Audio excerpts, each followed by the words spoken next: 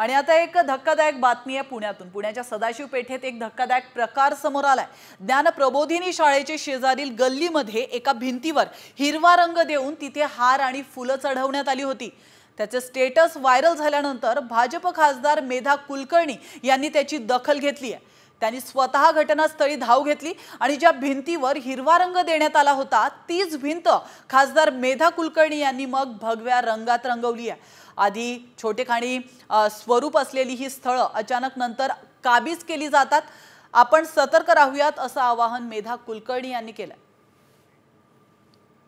प्रकारे जागा बळकावून आज जे स्वातंत्र्याच्या काळामध्ये म्हणजे ज्या वेळेला स्वातंत्र्य मिळालं तेव्हा साधारणपणे 37,000 एकर एवढी जागा होती। आता 10 लाख एकर जागा ही वक्फ बोर्डाच्या कडे आहे। तर एवढ्या जागा कोणी दान केल्या, काही हिशोब त्याचा आहे, काही पुरावे त्याचे आहेत का, कोणाकडनं त्या घेतल्यात? आज आपण सगळीकडे बघतो की शेतकरी हैराण आहेत, गावच्या गावं क्लेम केली जात आहेत। तर नक्कीच हिंदूंना हा अलार्मिंग टोन आहे असं मला वाटतं आणि त्यांनी जागं झालं पाहिजे।